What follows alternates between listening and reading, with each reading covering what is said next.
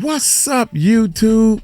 Shoot, man, I got a headache. Man, I've been in the studio all day working on music, working on videos.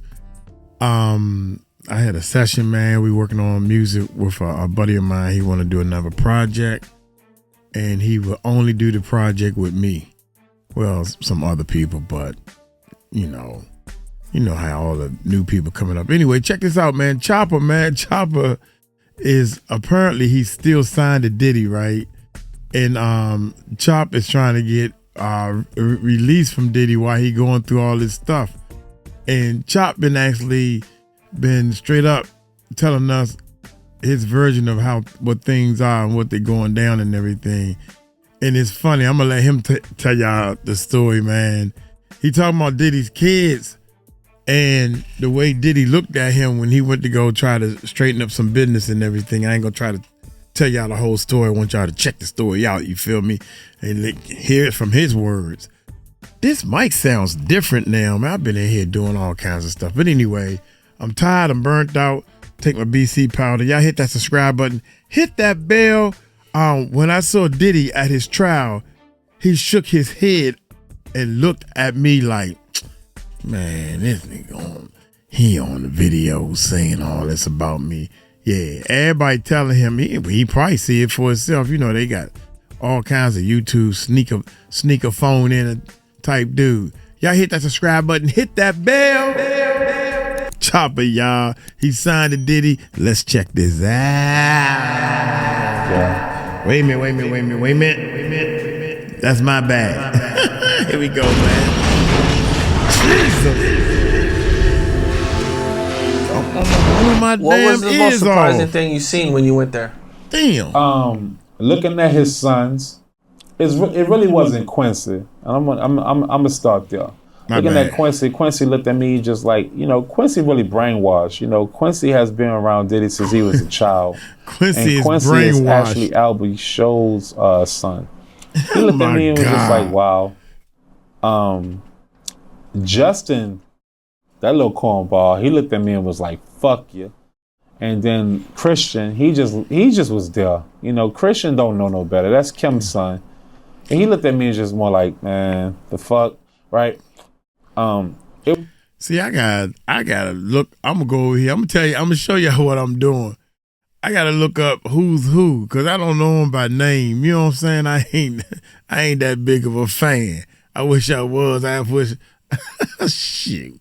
Hey, which one is which? Which one look like Puffy? That's the only one that I think that is his real son. Everybody else is, how they say it, mama's baby, but Papa maybe.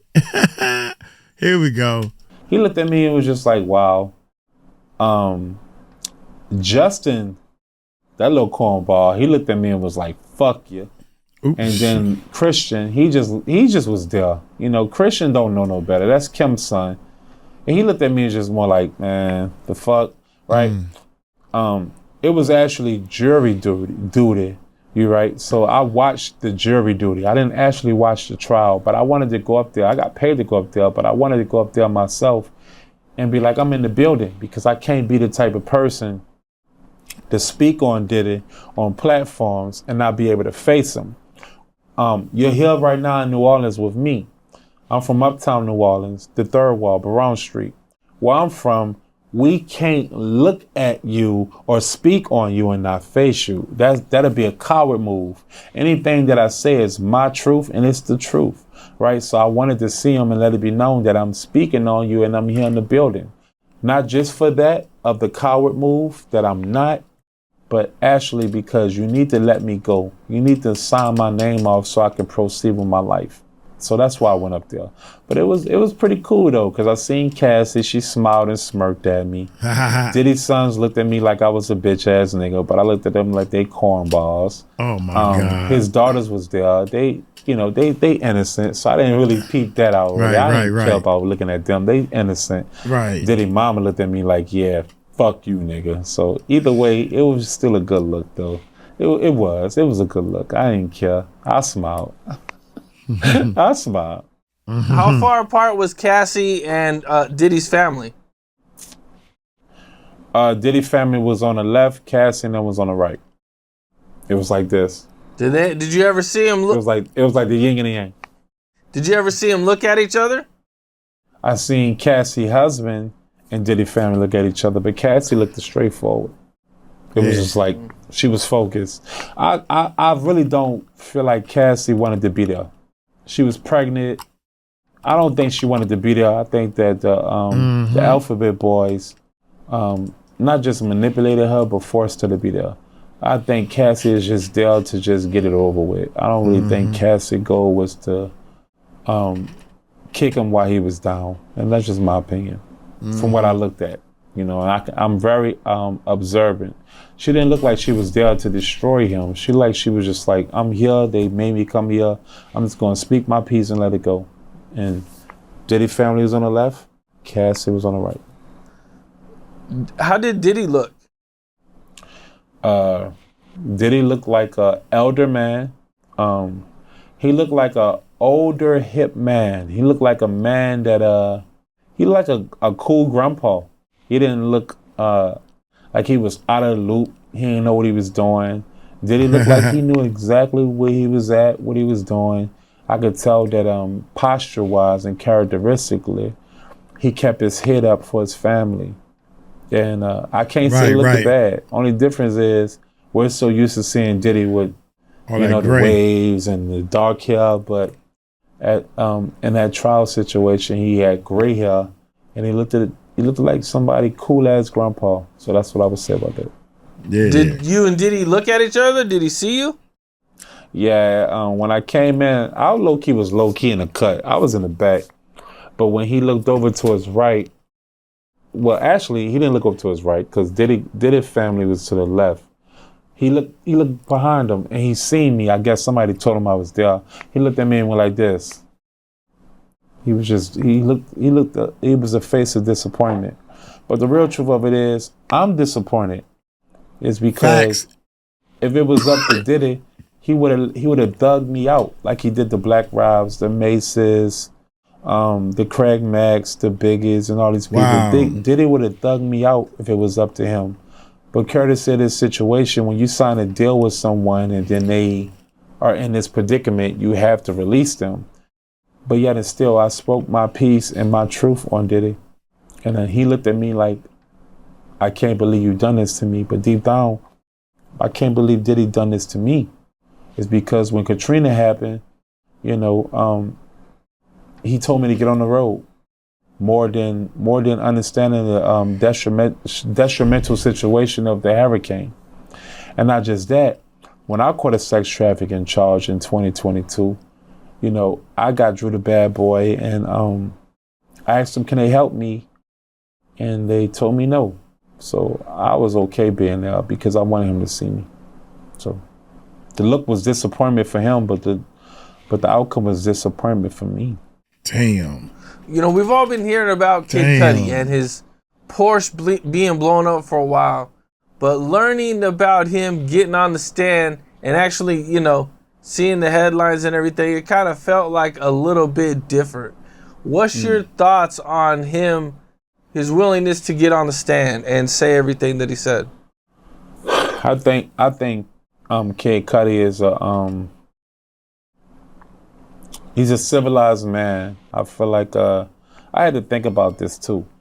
I think Kid Cudi is a civilian. I felt like Kid Cudi did what he felt was right for him. That street is out the window. It's so played out, and I got to get that out of my mind and out of my system as well. You heard me? Kid Cudi went up there because it was the right thing for him to do. Kid Cudi, I still feel like it was unnecessary for him to do it. But yet and still, I can't tell a civilian what's right and wrong for them.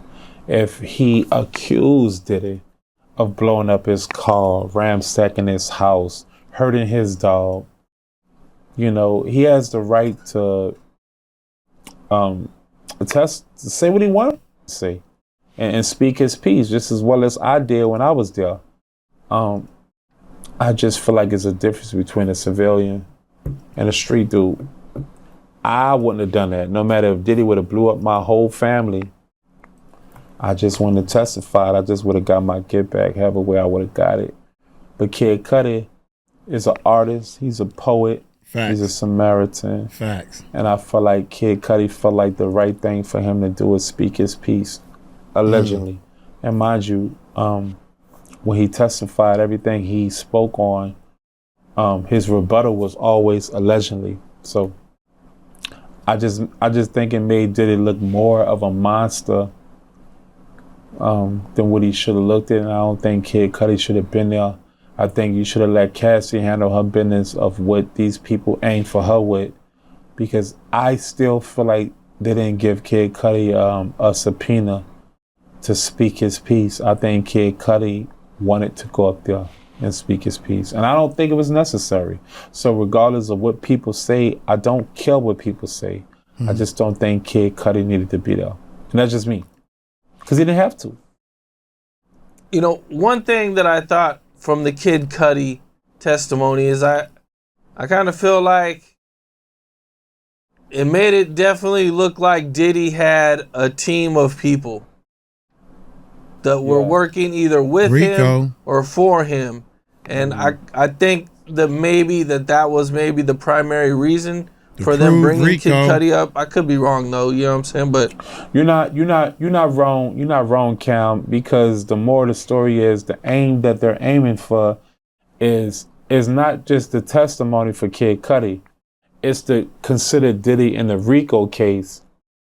And that's what it was about. It was to make him seem like he was doing mafia things. And I'm not gonna lie, they kind of succeeded with that with the Kid Cudi. Irreverent situation is because you got that right. Blowing up somebody's car, ransacking their house, hurting their dog. It no matter how it sounded, it is mafia terms. Cocktail and that bottle. was the point of doing that with Kid Cudi. But maybe I'm wrong. But I don't think I'm wrong. Man, yeah, I know. I hear you, man. It's kind of crazy, man. It's mafia style. Yeah, what they say, Diddy's in your house. Like that sounds like some stuff you would hear from the mafia. Like the mafia would call you like, "Hey man, I'm in your house, bro. You better get over here because shit's about to go down." You know? Believe that? Yeah. So that was their goal. What's up? This is Cam. That's crazy, man. Because it tripped me out that he got another. He broke it down. Cassie was he envious of young men. Let's go ahead and check this out real quick. It's 6 minutes. But yeah, Puffy got all that stuff from the mob. He got that from TV or whatever. Why would you have somebody, because he had somebody do it, they trying to prove the RICO side, cut the thing open. They don't know what they doing. The daggone car didn't blow up like it does on the movies. It didn't. The bottle didn't. It was still intact. Half of the daggone handkerchief didn't even burn up. The freaking chairs in the car, just the seats got burnt a little bit. The car was supposed to blow up. What happened to all that? Whoever did this was amateur. I know the real mafia is laughing, saying, them guys tried to do like we do, man. Them fucking moolies. They moolies, man. Oh, look what they did. Man, forget about it. Forget about it. Here we go, man. Let's get this thing going on. All right, Chopper. How's it going? Chopper back, baby. Yeah, what's down, baby? Talk to me, baby. Man, glad to have you, man. Glad to finally have a chance to sit down with you. It's about that time, right? That's what it is, for sure, for sure. Well, I'm going to get right into it, man. Diddy's on trial. Trying to avoid a life sentence, man. He's looking at a lot of time. They're trying to bury him, man. It's been a rough trial for both sides. And sometimes it seems like Diddy's winning. At others, it seems like the feds are winning. What's your thoughts on the trial so far? All right, so far, and Diddy aspect, so far, okay. And Cassie aspect, so far, cool. This is why I say it, and I speak from both aspects. A lot of people don't understand my reactions or my opinions. The reason why I talk the way I talk, Cam, is because I'm not biased. I'm not here I lived through the Cassie era because we are the same age. I lived through the Diddy era is because he was the person that got me out the ghetto. I never want to be the person, you heard me, to get or to perceive it like I'm being biased on one person and I should take up to one person. A lot of people want me to take up for Cassie. A lot of people want me to take up for Diddy. I don't take up for nobody. I'm myself. No motherfucker. So the case looks like this. Okay. I said at one point it's a domestic dispute because that's how I really feel. Yeah. Right. So a lot of women are more like, oh, you should take up for Cassie. Cassie's a victim. Right. But who's not a victim? Right. Cassie participated just as much as Diddy did. Cam, no matter how that sound, they both participated in the undoing or the ondoing. Right. I feel like Diddy might have set the trend of how he visioned of what he wanted it to be. But along in the mean between time, Cassie concurred with what Diddy vision was. So you do that long enough, you become a co-conspirator instead of a victim. And I don't feel like Cassie's a victim. I feel like she's more of a co-conspirator. And that's not me saying that she haven't witnessed the undoing of things. It's just more like if you roll long enough, you become part of what the vision was. So no matter how it sounds, I just feel like Cassie was part of whatever was going on, regardless. And if you read the manuscripts, Capone, brother, you'll realize that she was actually a part of what it was, more than being a victim for what it was. So on Diddy's side, it looks more like a domestic violence. I went through sex trafficking with my past experiences. So I know that the prosecutors trump up charges, right? And they make it seem like you're doing more than what it seemed like it was. They make it look like you're a monster. They make it look like you are a trafficker. They make it seem like you're the worst person. But from what my experiences is, I know that shit is a lie. I know that they're just doing that to make you be stuck back there in the federal penitentiary, make the judge make it seem like you're a monster, but the real truth of it is Cassie was doing as much as Diddy was doing, no matter if Diddy created the vision or Cassie participated in the vision. Regardless of what, it happened the way it happened. So on my aspect, it's a tie. With Cassie and Diddy, it's a tie right now at this moment. I feel like they both winning and they both is losing. That's the truth of how I feel. That's facts. That's how I feel. Okay, now even though some of the stuff was consensual, and maybe most of it was consensual, all she really has to do is say no one time. Mm-hmm. One time. And then that would be considered a rape or, other stuff that they're accusing him of. Correct. But she didn't. And that's what I'm trying to say. She didn't say no, not one time, not. Wait a minute, y'all. I gotta get this ready. Come on, she ain't say no. A bullshit. A bullshit. A bullshit. A bullshit. She didn't say no. She must have been saying yes when she was walking down that hallway, putting her shoes on at the elevator and getting ready to get on the elevator. Then all of a sudden, because she said yes, Puffy come yank her tail up and throw her on the ground in there because she said yes. She had to say no a couple other times because there's too many people testifying saying that Diddy would hit her and beat her and all the people around her wouldn't do nothing or wouldn't say nothing. Come on, man. Come on. Daggone, Chopper. I had it. Man, you was my last hope. I thought you was gonna take Busby's place, man. We had hope with Busby. Now I'm losing hope with you, man. You talking about what? Wait a minute. Let me back up, y'all. Maybe I didn't. Let me make sure I heard this right. He might have said something I misunderstood. I must have misunderstood, right?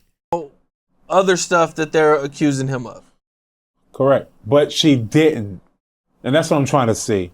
She didn't say no. She didn't say one no. time. Not one no time. time. Not so no time. How bad of or how big of a monster he is when she didn't say no at any time. That means at the end of the day, she did say no, man. She said no plenty of times, and she got caught one across the lip.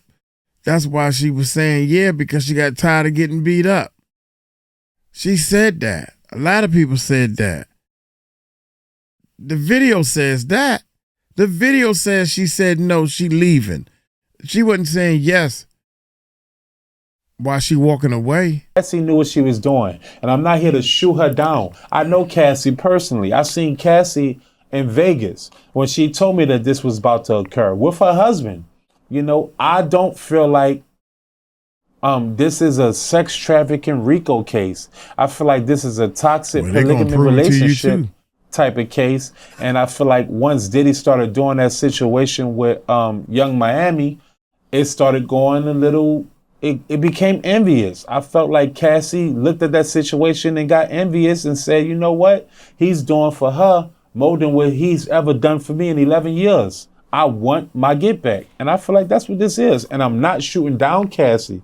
You heard me? Situation, Capone. I'm just saying at the end of the day, facts are the facts. I'm from the streets. So I look at it for what it really is. Damn. Not from victimizing situation, manipulational situations. I look at it for actual factuals. And what it looked like is Cassie looked at the situation and said that he didn't do, you know, for me to what he did for this girl, Young Miami. I'm getting compensated for this shit because I went through a lot of bullshit, which we all know Diddy gonna give her a lot of bullshit. Look at me, I walked for a cheesecake. I went through a lot of bullshit myself. You heard me? So I know that she was like, all that, I'm getting compensated for it. That's what I think this is about, compensational, but yet and still the feds say, even though you got compensated, we're still going to prosecute him. So we're going to subpoena you to go ahead and still get your money. We don't care about that. We still want him in jail, period.